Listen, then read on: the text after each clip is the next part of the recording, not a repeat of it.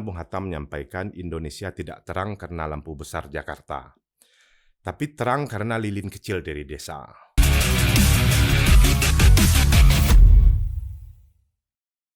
Halo generasi penerus Hatta, selamat datang di Siniar Literasi.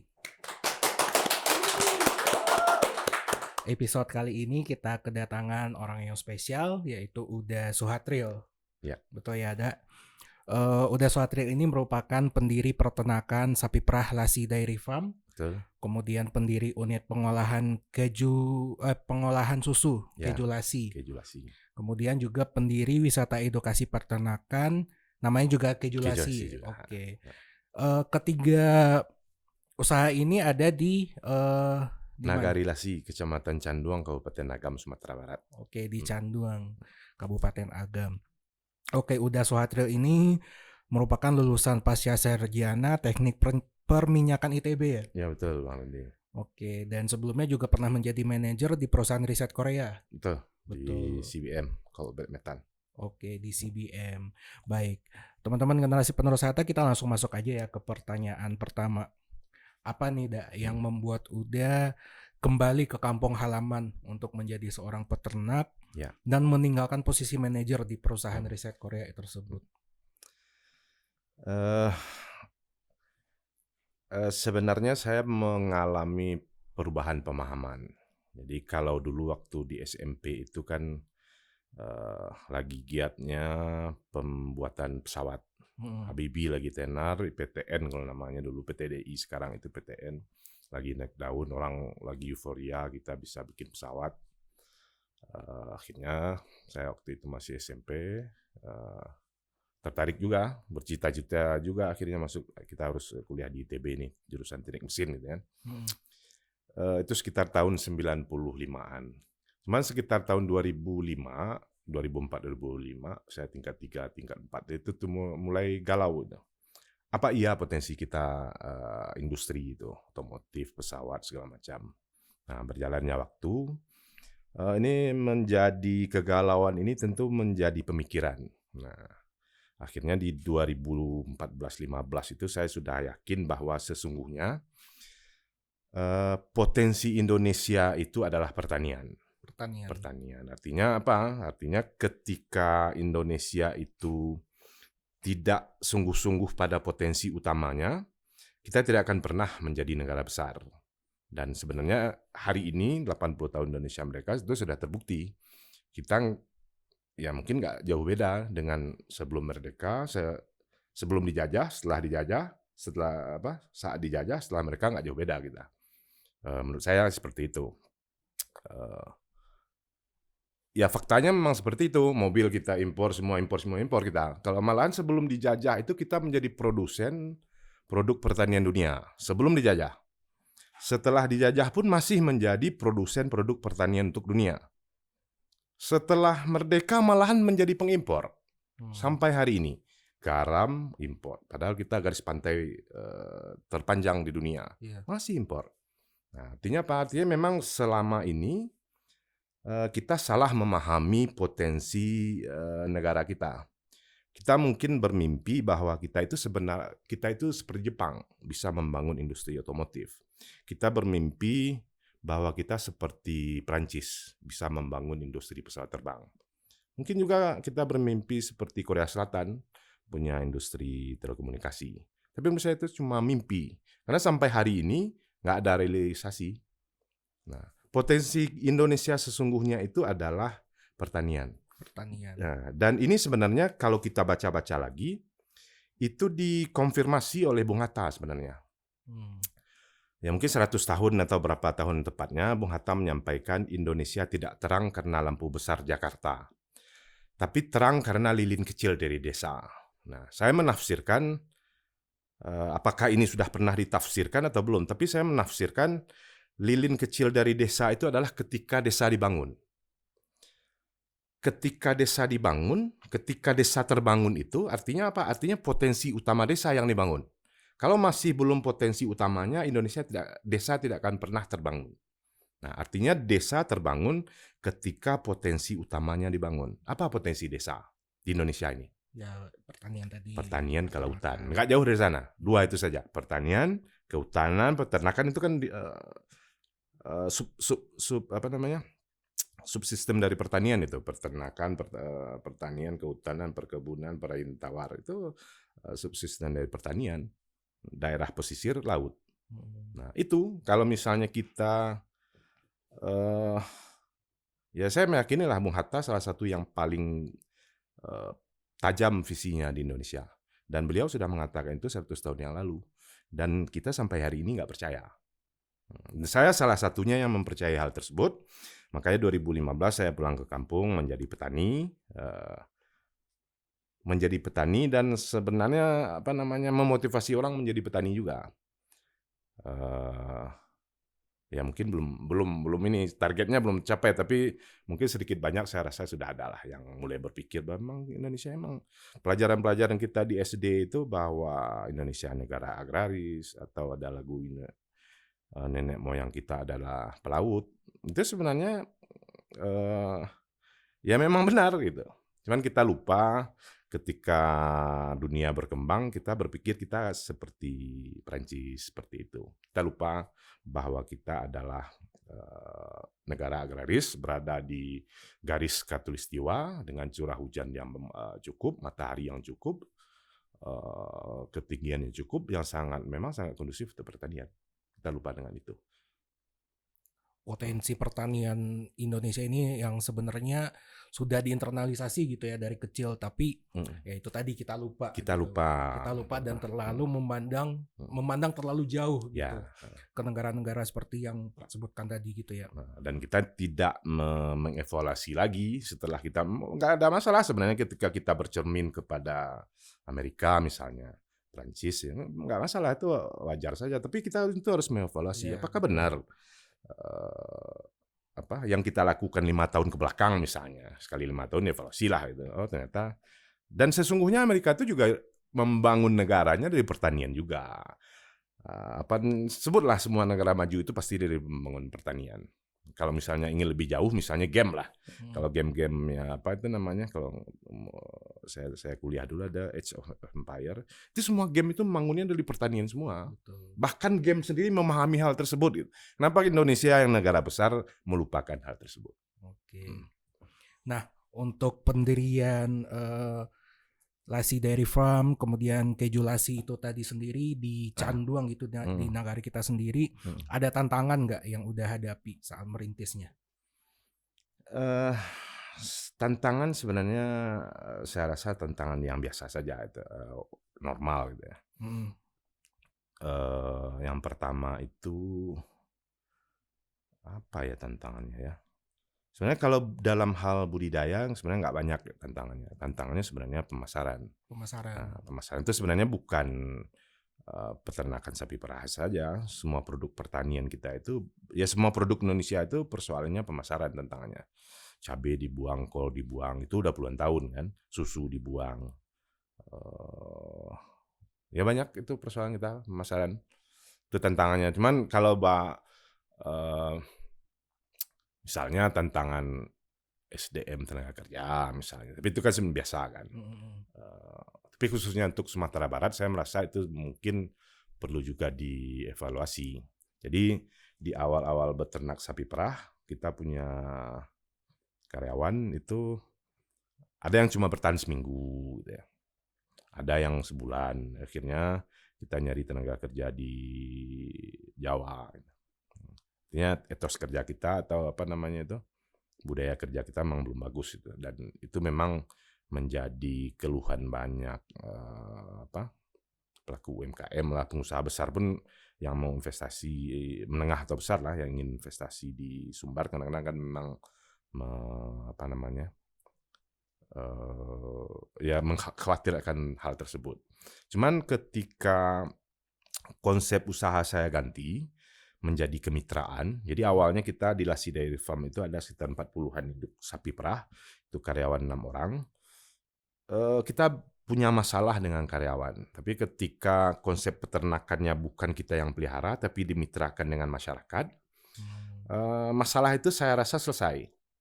Nah, jadi yang ingin saya sampaikan di sini sesungguhnya adalah bahwa karakter saya nggak tahu kalau secara umum ya, tapi anggap Minangkabau lah atau Sumatera Barat karakternya yang egaliter, duduk samo rendah, tagak samo tinggi itu mungkin mempengaruhi etos kerja.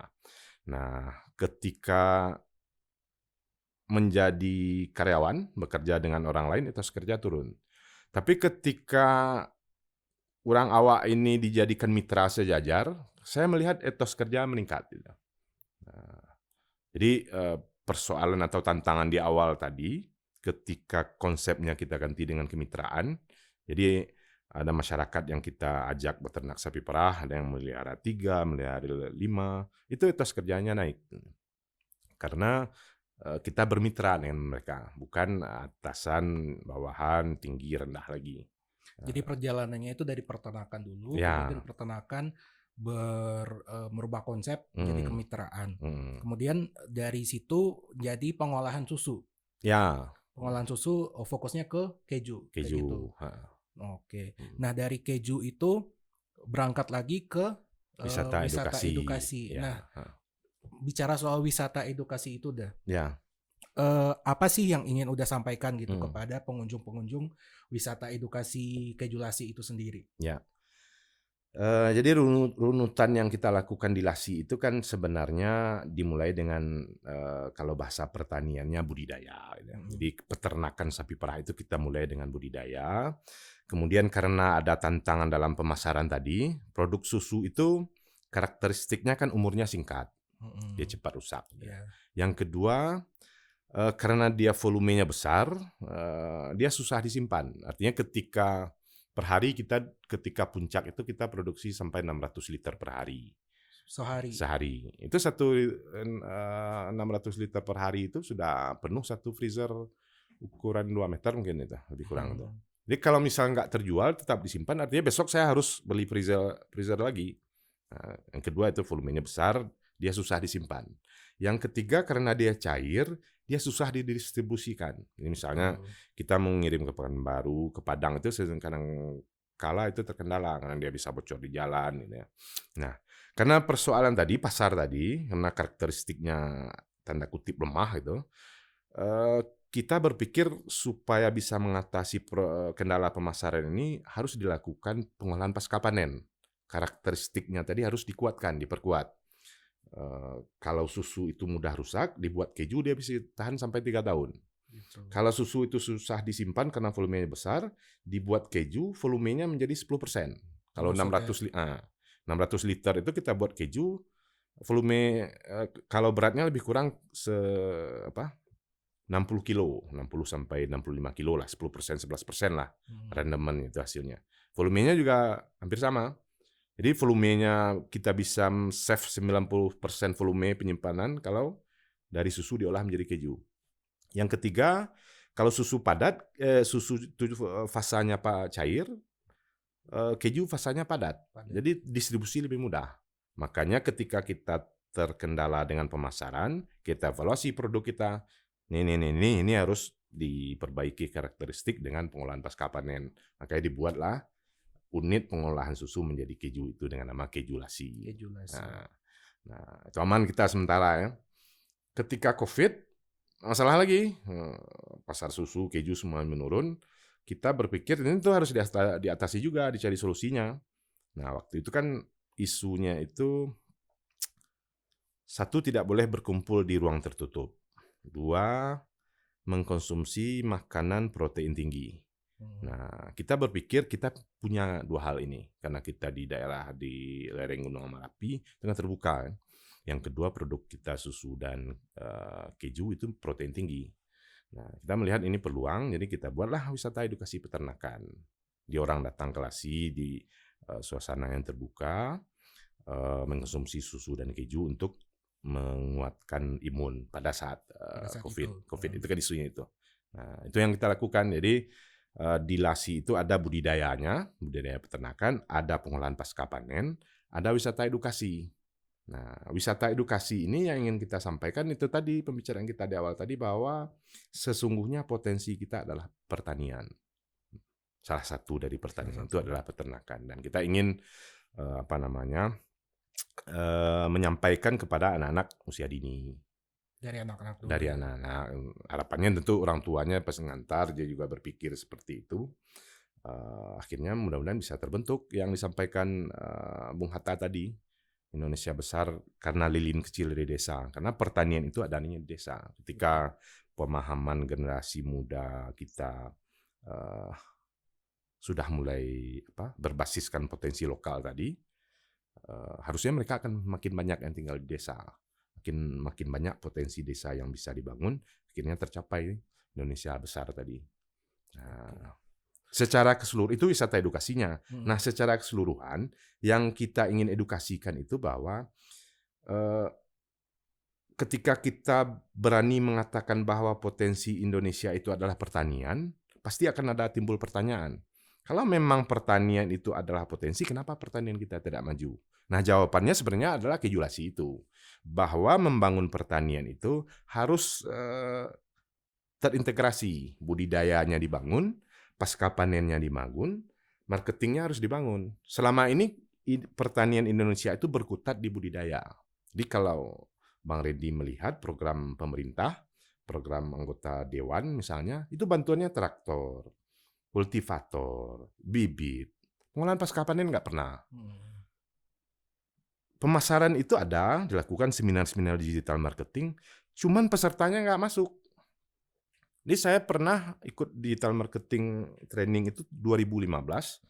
Saya merasa saya yang paling muda waktu itu, pendidikannya paling tinggi, dan saya nggak paham itu. Bagaimana kalau mak-mak yang mungkin sekolahnya SD, SMP, SMA, umurnya lebih tua daripada saya, bisa memahami hal tersebut? Nah, itu persoalannya. Jadi pertanian kita itu dibangun tidak komprehensif. Budidayanya saja, sementara pasarnya tidak dibangun. Akhirnya terjadilah kejadian puluhan tahun ini, cabai dibuang, tomat dibuang, kol dibuang, semuanya dibuang. Bagaimana pertanian mensejahterakan ketika produk pertanian dibuang, ya bagaimana pertanian itu mensejahterakan petani dan membuat Indonesia menjadi besar. Tentu tidak akan mungkin terjadi. Nah, ini yang terjadi 80 tahun Indonesia merdeka. Oke. Berarti kita bicara lagi soal marketing, pemasaran. Nah, dari Kejulasi sendiri itu proses marketing atau pemasarannya seperti apa gitu? Apakah ada, ya balik lagi, apakah ada tantangan-tantangannya, kemudian bagaimana menghadapi tantangan-tantangan dari pemasaran atau marketing itu sendiri? Ya. Jadi ini bagi UMKM dan petani itu memang persoalan pasar itu kan persoalan besar bagi mereka. Dan itu bisa dipahami. Karena petani, pelaku UMKM itu sebenarnya kan mereka itu kan produsen, bukan marketer. Nah, sekarang yang terjadi itu kan petani bekerja di sawah, kemudian pergi ke pasar. Produsen langsung ke pasar. Ya, pasti kalah dengan toke, dengan tengkulak, dan segala macam. UMKM pun juga seperti itu. Bikin sendiri, kemas sendiri, promosikan sendiri, jual sendiri. Ya masalah nggak akan pernah jadi. Nah, yang kita lakukan di LASI itu kan seperti itu. Mitra kita tidak boleh masuk ke pasar. Kalau masih mau nyoba silahkan, tapi kita berani jamin pasti gagal. Gitu ya. Akhirnya pasti akan kembali ke kita, pasti akan ngasih susunya ke Julasi lagi. Nah, kita konsepnya seperti itu, bahwa memang perlu dibangun satu spesialis pemasaran di produk pertanian, produk UMKM. Kalau UMKM mungkin sentra pemasaran yang dibutuhkan. Kalau pertanian pun seperti itu. Nah, jadi harus ada sentra pemasarannya dulu. Nah, kalau untuk Kejulasi sendiri, pertama kalau di awal kita produksi keju itu pada saat itu kondisi politik cukup panas waktu itu. Prabowo Jokowi beradu, salah satu yang menjadi isunya nasionalis. Nah, nasionalis kita masuk Kejulasi itu produk lokal. Jadi kita memancing dengan copywriting-nya lah gitu. Di media sosial kita sampaikan ini produk lokal, membangun nasionalisme segala macam. Sepertinya terima pasar, satu. Jadi produk lokal, yang kedua produk sehat. Di isu yang kita sampaikan itu, satu produk lokal, membangun potensi lokal, menjaga perputaran uang tetap di lokal, membantu pengusaha lokal, hal semacam yang berkaitan dengan nasionalisme lah.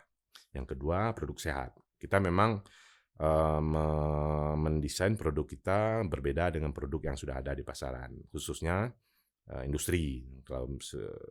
Kalau kita berbicara industri, pasti kita akan kalah dengan cost mereka. Jadi kita harus membangun sebuah produk yang punya nilai lebih daripada produk yang sudah ada, dan kita membuat produknya produk sehat. Karena memang tanpa pewarna, perasa, tanpa pengawet, tanpa emulsifier produk kita, jadi memang tanpa bahan tambahan. Itu yang kita bangun. Jadi isunya, kemudian medianya, ya kalau waktu 2018 itu masih Facebook doang, media sosial cukup. Kita melihat bahwa ketika isunya tepat, pasarnya tepat, harusnya media sosial cukup. Nah, waktu itu pasar yang kita sasar itu adalah ibu-ibu muda. 2018-19 itu, kalau seingat saya lagi tren itu bakulan kalau nggak salah itu. Bakulan, pengusaha bakulan ini. Jadi bikin keju, pizza 5, 1 untuk keluarga, 4 lagi dijual gitu. Terus masak, ibu-ibu rumah tangga, ibu-ibu muda lagi tren waktu itu masak sendiri untuk keluarga, menyediakan makanan sehat segala macam. Itu isunya. Jadi itu yang kita kejar waktu itu.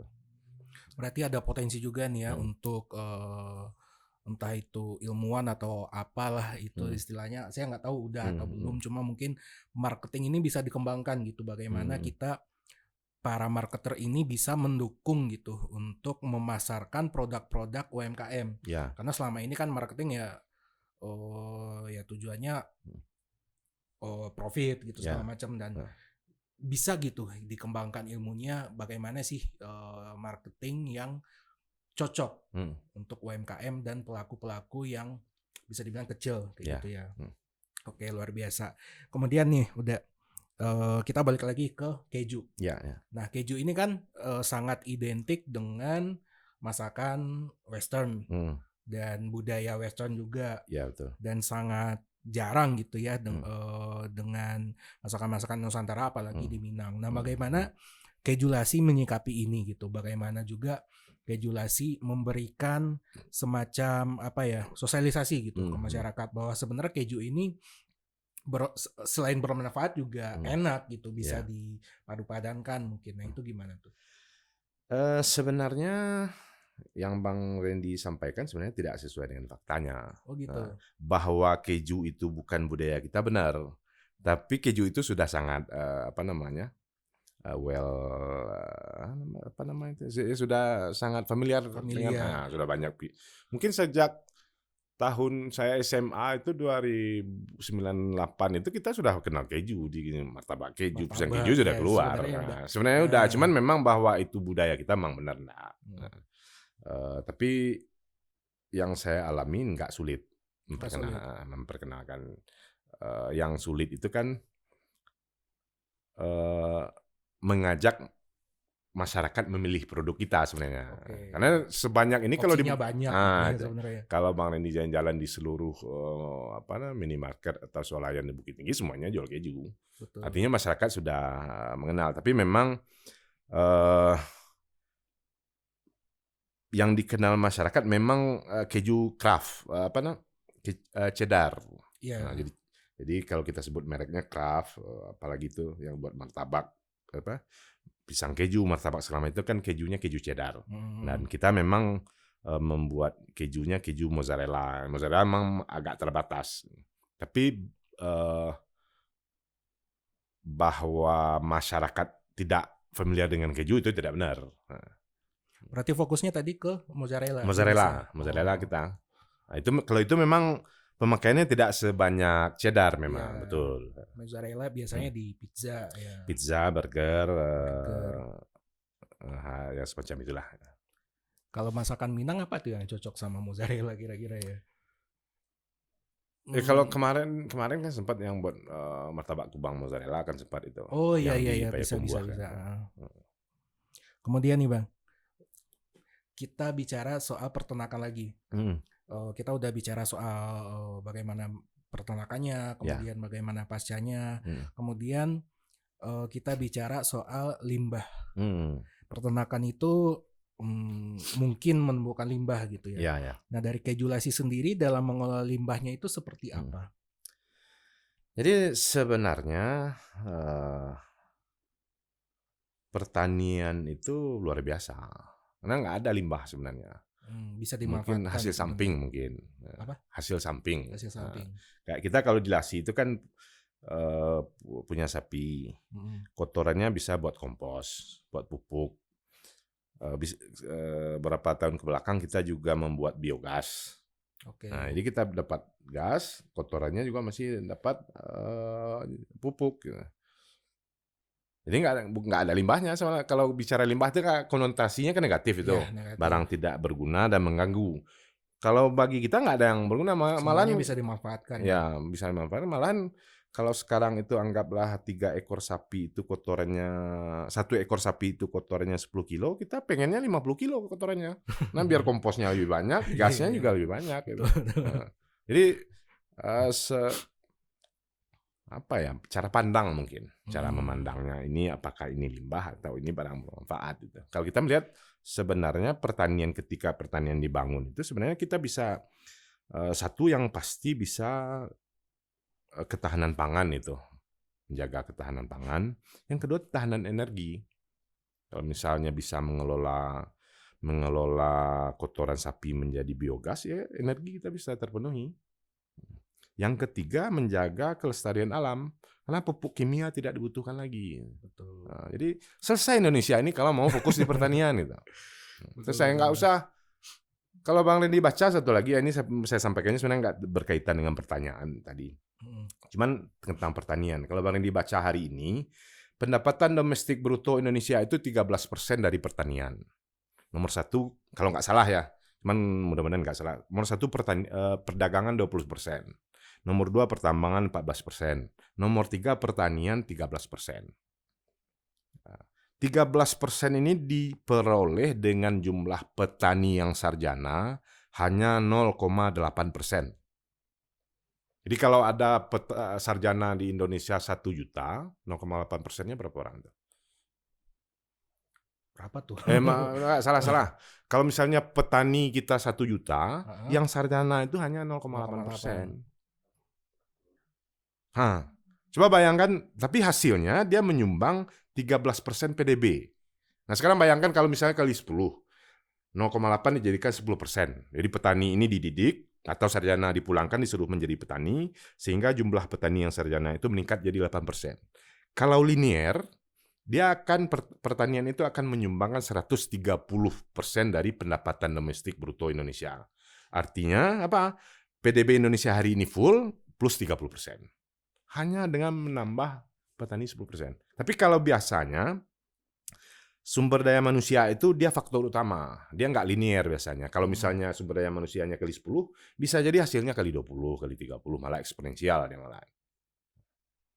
Oke. Nah, Kampanye artinya tadi terkait dengan limbah itu, heeh, pertanian itu memang luar biasa, nggak ada limbahnya. Jadi kalau mau integrasi pertanian dengan dengan peternakan, limbah peternakan itu adalah pupuk untuk pupuk untuk pertanian. pertanian. Limbah pertanian itu adalah makanan bagi hewan ternak. Makanan. Makanya misalnya tanam eh, ubi misalnya.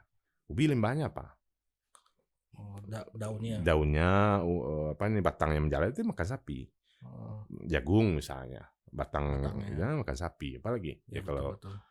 cabai memang enggak, tapi sebagian gitu ya. Kayak padi batangnya makan apalagi. Sebagian besar itu. Jadi konsepnya kalau pertanian terintegrasi itu limbah pertanian makanan peternakan, limbah peternakan pupuk bagi pertanian. Itu yang apa namanya? eh, Konsep pertanian apa itu namanya? Berkelanjutan, Berkelanjutan. ramah lingkungan dan Iya, iya, berkelanjutan. iya. Tadi itu menarik tuh Hmm. soal sarjana pertanian. Ya, Walaupun sebenarnya akhir-akhir ini udah banyak kampanye yang bilang kalau saya sarjana pertanian dan saya akan menjadi petani gitu. hmm. Tapi pada faktanya di lapangan ya masih banyak sarjana pertanian yang pada akhirnya enggak Banyak banget, bukan banyak lah, karena banyak petani itu banget hanya ya. 0,8% yang Iya. sarjana. 1% aja nggak nyampe. Gitu. Nah, itu kira-kira ada pesan nggak nih Hmm. dari adik-adik atau Hmm. teman-teman yang saat ini berkuliah di jurusan pertanian Hmm. atau yang sudah lulus di pertanian tapi masih apa ya, nggak punya sense untuk Hmm, mengembangkan pertanian atau peternakan di Indonesia hmm. gitu. Jadi yang pertama yang perlu dipahami ini untuk semua saya rasa ya. Mhm, Untuk Indonesia, seluruh rakyat Indonesia, seluruh pemerintah Indonesia, bahwa potensi kita pertanian itu dulu yang perlu dipelajari, oke. di apa ya, diingat lagi lah kita. Kalau semua masyarakat kita sudah paham, itu kita sebenarnya sudah berhasil dalam satu tahap gitu ya, satu fase gitu, sudah tahap pemerintah sudah. Nah, kalau untuk generasi muda ya sama saja. Yang pertama mereka harus paham dulu apa potensi kita. Ini tidak hanya sarjana pertanian, karena pertanian itu bukan sarjana pertanian saja, karena dia butuh nanti sarjana teknik mesin untuk merancang atau membuat teknologi tepat guna pertaniannya. Kalau Mmm, misalnya mekanisasinya butuh kontrol, mungkin anak elektro. Kalau butuh sistem informasi, anak informasi misalnya. Jadi nggak hanya sarjana pertanian saja yang kita butuhkan untuk bangun pertanian ini. Marketingnya ya anak ekonomi misalnya kan, apalagi itu geologinya untuk ilmu tanahnya segala macam. Nah, menurut saya sebagai sebuah potensi utama, Indonesia itu sebenarnya semua generasi mudanya itu boleh ngambil kuliah apa aja, tapi fokusnya nanti membangun pertanian. Jadi, oke. dikeroyok gitu, pertanian ini harus dikeroyok, semua bidang ilmu, jangan pertanian saja. Betul Kalau betul. pertanian saja dia akan lemah di apa, di mekanisasinya dia akan lemah, di industri pengolahan dia akan lemah nanti. Hanya kuat di budidaya. Kalau kuat di budidaya nggak ada gunanya karena produk pertanian itu harus dijual gitu, harus diolah. Jadi dia butuh apanya, butuh semua disiplin ilmu, bukan sarjana pertanian saja. Jadi satu, pahami bahwa potensi kita adalah pertanian. Yang kedua, eh, ya harus membaca data. Apa data hari ini? Data hari ini kalau saya mungkin kurang update gitu ya. Data berapa tahun yang lalu itu sarjana yang diterima di sektor formal itu nggak lebih dari 10% setiap tahun gitu. Di 90% mau ngapain? Mhm, Eh, ya mungkin sebagian bekerja di UMKM, sebagian ya lain-lain lah itu. Nah, kenapa tidak menjadi petani? Kita kenapa tidak menjadi pelaku UMKM? Kenapa harus masih menunggu lowongan? Nunggu. Kalau mencari pekerjaan itu kan ada berapa fase itu. Satu nunggu lowongan dulu nih. Nggak tahu nih kapan lowongan ini berbuka. Oke, saya 1 hari bisa 6 bulan, bisa 1 tahun. Berapa waktu yang terbuang? Mendaftar itu sampai seleksi bisa menunggu juga. betul. Setelah seleksi mungkin sampai dipanggil menunggu lagi.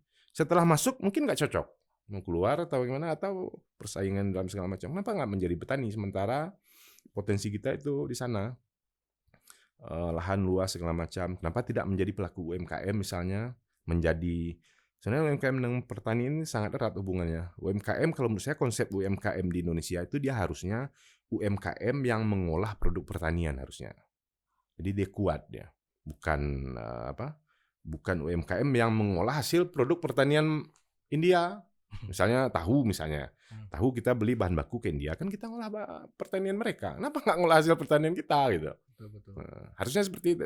Dan itu nggak bukan salah petani, bukan salah pelaku UMKM, bukan salah mahasiswa, itu salah pemerintah. Kenapa pemerintah tidak memfasilitasi atau membuat konsep sehingga itu tadi generasi muda mau bertani itu kan harus diarahkan. Kalau anak-anak Betul. muda tentu pengennya yang keren gitu kan.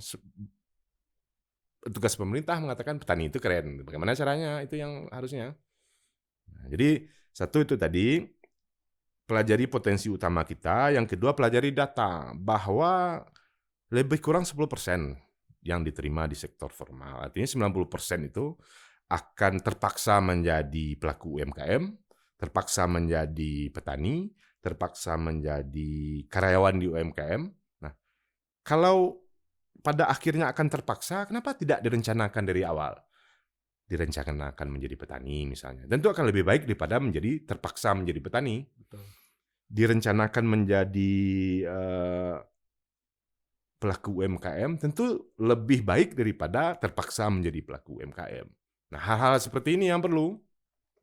Yang ketiga memang tugas pemerintah. Pemerintah harus memberikan pemerintah dan kampus harusnya punya program memberikan pemahaman tersebut bagi mahasiswa. Kita tahulah anak-anak muda itu pikirannya kan liar kan, pengen ini, pengen itu.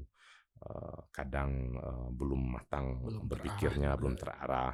Di rumah sulit mengharapkan orang tua mengarahkan mereka. Satu, karena kesibukan misalnya. Kedua, ya kita tidak bisa pungkiri juga bahwa ya mungkin pendidikan orang-orang tua kita di rumah juga tidak bagus. Jadi bagaimana mereka mengarahkan anak-anaknya mereka yang kuliah. Jadi kampus memang punya peran paling besar, kemudian pemerintah tentunya. Citra juga paling ya, citra dari petani itu sendiri yang harus dibuat keren gitu, dibuat agar ya generasi muda ini nggak memandang sebelah mata Ya. petani, padahal potensinya sangat-sangat besar gitu, Ya. dan sudah terbukti dengan data dan segala macam. Dan Indonesia sendiri juga seperti dibilang tadi gitu ya, potensi yang paling besarnya adalah di pertanian peternakan Pertanian gitu. kelautan. Dan kelautan juga. Nah, cuman untuk ya memang harus kita jujur katakan pertanian itu hari ini dengan kondisi tanpa dukungan, tanpa sumber daya manusia, ya pertanian itu berat. Jadi agak susah untuk memberikan citra yang keren. Ini kembali lagi kalau pemerintah intervensi, ya harusnya ada intervensi pemerintah di sana. Ketika ada anak muda yang mau menjadi petani harus diintervensi, dicitrakan keren harusnya. Kalau dia sendiri mencitrakan keren sulit, karena memang pertanian itu sulit gitu. Betul. Apalagi ketika dukungan nggak ada, kondisi pasar budaya impor segala macamnya memang berat.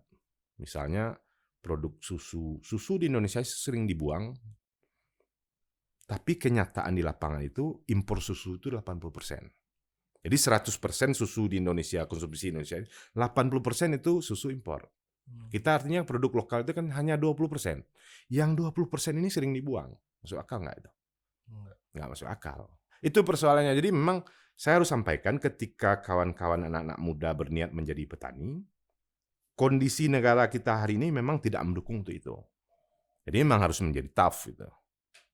Nah, kalau tadi Bang Rindi mengatakan harus ada citra yang keren, ya itu sebenarnya intervensi dari pemerintah kita harapkan. Kalau diintervensi oleh pemerintah, kampus misalnya, dia nanti membuat menjadi keren, misalnya dibantu peralatan, dibantu. Misalnya kalau misalnya anak-anak mahasiswa baru lulus itu nggak punya kemampuan untuk itu. Peralatan budidaya bantu, peralatan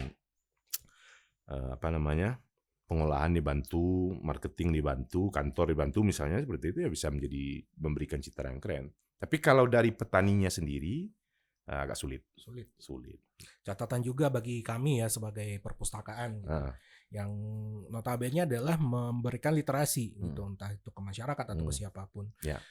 Ya berarti salah satu poin literasi yang harus kami sebarkan ya adalah itu tadi, pertanian. Ya kalau menurut saya wajib, karena itu tadi kita sekarang ibaratnya Ronaldo yang lagi latihan voli sekarang.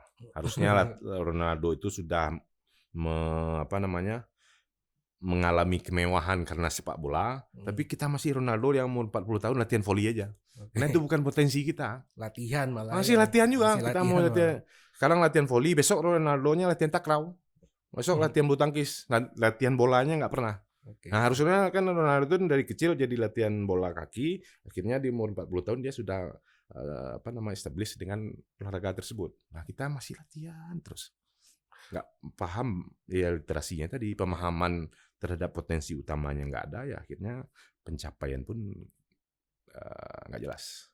Oke, terima kasih. Udah banyak sekali yang bisa kita ambil ya, dan ternyata pertanian peternakan itu nggak cuma sebatas itu doang gitu. Banyak pertanian hal yang itu bisa tidak hanya diambil sebatas bertanam atau memelihara sapi. Betul. Pertanian itu ada membuat kejunya, membuat saus tomatnya misalnya, mengolah kopinya di barista misalnya, atau apalagi itu olahan-olahan pertanian. Kemudian ada juga marketingnya, influencer segala macamnya. Banyak lininya ya. Jadi saya membayangkan kalau Indonesia itu petani, yang menjadi petani itu saya bayangkan satu, petani yang di sawah. Kedua, petani yang mengolah hasil panen. Ketiga, petani yang memasarkan. Keempat, petani yang menjadi influencernya. Jadi ketika seluruhnya itu menjadi petani, pertanian ini terbangun. Tapi hari ini petani itu hanya di budidaya. yang memasarkannya itu toke, tengkulak, bukan petani. Dia nggak peduli dengan kehidupan pertanian, dengan perkembangan pertanian. Harusnya petani juga yang masarkan, tapi petani pemasaran. Yang mengolah itu juga petani, tapi petani pengolahan pasca panen, petani influencer. Ketika mereka itu brandnya, mereknya petani, dia akan berpikir petani di sawah harus disupport. Petani di sawah sebagian keuntungan kita di sini, karena tidak bisa dipungkiri keuntungan terkecil pasti pada di sawah, produsen, budidaya. Jadi keuntungan kita di marketing harus kita kembalikan sedikit ke petani. Nah, kita nanti harusnya itu tadi, itu konsep yang kita bangun di Kejulasi itu, terintegrasi dia. Jadi kalau misalnya biasanya keuntungan terbesar itu dan marketing, ketika dia di dalam satu sistem, budidaya, pengolahan pasca panen, pemasaran, keuntungan terbesar ini akan mengalir ke yang mendapat keuntungan terkecil. Karena nanti ujungnya memang, ya sekali lagi harus kita akui Bung Hatta benar. Konsep ekonomi yang terbaik menurut saya memang koperasi gitu. Dari kita, oleh kita, untuk kita. Jadi sejahteranya bersama. Kalau sekarang kan nggak seperti itu. Di berat, perpustakaan memang agak berat pekerjaannya. Sangat berat. Sangat berat. Oke, tepuk tangan dong teman-teman untuk Kejulasi Hatri ya.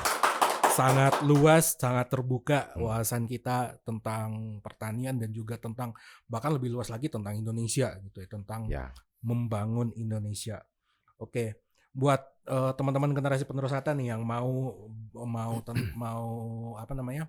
ilmu lebih tentang pertanian, bisa langsung ke Kejulasi ya. Kejulasi. Langsung datang aja bisa berarti. Bisa harus datang reservasi aja. dulu. Reservasi itu kalau rombongan, itu reservasi. Okay. Atau sekarang kita bikin pizza tungku bakar. Kalau weekend itu bisa, tapi kalau misalnya weekday kita mau bikin pizza ya itu reservasi. Tapi kalau misalnya sekedar lihat wisata edukasi, minum susu, ya nggak perlu reservasi. Oke, nanti bisa dihubungi Kejulasi di bawah ini ya teman-teman. Oke, mungkin itu aja ya. Udah. Satu lagi mungkin yang harus saya sampaikan juga, kita adalah negara Indonesia, jadi nggak bisa lepas dari memikirkan negara. Bung Hatta kan juga menjadi wakil presiden, gitu ya. Menjadi wakil presiden artinya Bung Hatta terlibat dalam politik. Nah ini perlu saya sampaikan. Saya sekarang adalah sekretaris Partai PAN Bukit Tinggi, dan saya melihat ada kesalahan besar juga di anak-anak muda melihat partai politik. Anak-anak muda sekarang, atau mungkin semua orang Indonesia sudah malas melihat partai politik, apatis lah misalnya. Tapi itu adalah sebuah kesalahan yang besar. Perlu kita ingat-ingat lagi bahwa Indonesia itu adalah negara demokrasi. Negara demokrasi itu pilar utamanya adalah partai politik. Nah, kenapa bisa pilar utamanya adalah partai politik? Karena produk-produk partai politik itulah yang membuat kebijakan untuk Indonesia. Anggota DPR kota, kabupaten, gubernur, bupati, wali kota, anggota DPR provinsi, gubernur, presiden, DPR RI, menteri, komisaris, itu adalah produk partai politik semuanya. Mereka itu kalau saya hitung nggak lebih dari 200.000 orang. Tapi mereka yang menentukan masa depan Indonesia 300 juta orang. Nah, ketika kita orang Indonesia tidak peduli dengan partai politik, artinya kita tidak peduli dengan produk partai politik, artinya kita akan menyerahkan kepada siapa saja untuk mengelola Indonesia yang kita cintai ini. Jadi saya memahami kalau Indonesia hari ini banyak persoalan itu karena partai politiknya banyak persoalan. Jadi harus diperkuat. Supaya ketika partai politik diperkuat, produk politiknya juga kuat, Indonesia menjadi kuat. Ini nggak bisa, tidak ada satu alasan pun yang mengizinkan kita, generasi muda khususnya, untuk apatis dengan politik, dengan partai politik. Karena selama Indonesia negara demokrasi, itu partai politik adalah pilarnya. Kecuali kita mau berubah jadi negara monarki misalnya. Nggak apa-apa, nggak peduli dengan partai politik, dengan politik. Karena ujungnya nanti pertanian ini kenapa seperti ini? Karena tidak ada kebijakan politik yang mendukung. Indonesia hari ini 80 tahun karena tidak ada kebijakan politik yang mendukung. Jadi saya rasa ini perlu juga saya sampaikan. anggaplah sebagai pendidikan politik lah sedikit gitu. Sedikit. Sedikit. Tapi ini penting Penting. karena itu nggak bisa dilepaskan. Sebuah negara demokrasi tidak akan pernah lepas dari partai politik karena produk partai politik itu yang mengelola negara demokrasi tadi. Artinya kita berbicara pertanian, kita berbicara UMKM, kita berbicara literasi, ujungnya semuanya adalah partai politik. Ketika partai politik menghasilkan produk politik yang menjadi penguasa di negara ini, yang membuat kebijakan yang baik, yang semua kita bicara itu menjadi baik semua. Tapi ketika anggaplah dinas atau Menteri Pertanian pula atau Dinas Pertanian Sumbar lah membuat sebuah terobosan yang bagus, nggak disupport oleh Menteri Pertanian, ya nggak ada juga gunanya, akan habis saja. Jadi ujungnya memang untuk Indonesia yang lebih baik, satu, kita harus memahami potensi kita, pertanian, kelautan.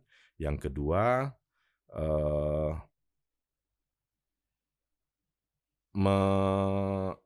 memahami yang disampaikan oleh Bung Hatta, Indonesia besar karena lilin kecil di desa, artinya saya mengajak juga sebagian dari sarjana kita pulang ke kampung, membangun potensi desa.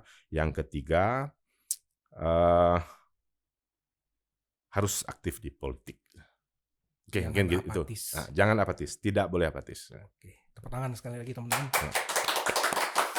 Baik teman-teman, sekian episode Siniar Literasi bersama Uda Suhatrio kali ini. Ya. Jangan lupa tinggalkan jejak dengan komentar, jangan lupa like, dan jangan lupa subscribe. Dan jangan lupa juga dibagikan konten ini. Terima kasih sekali lagi kepada Uda Suhatrio. Ya, salam literasi.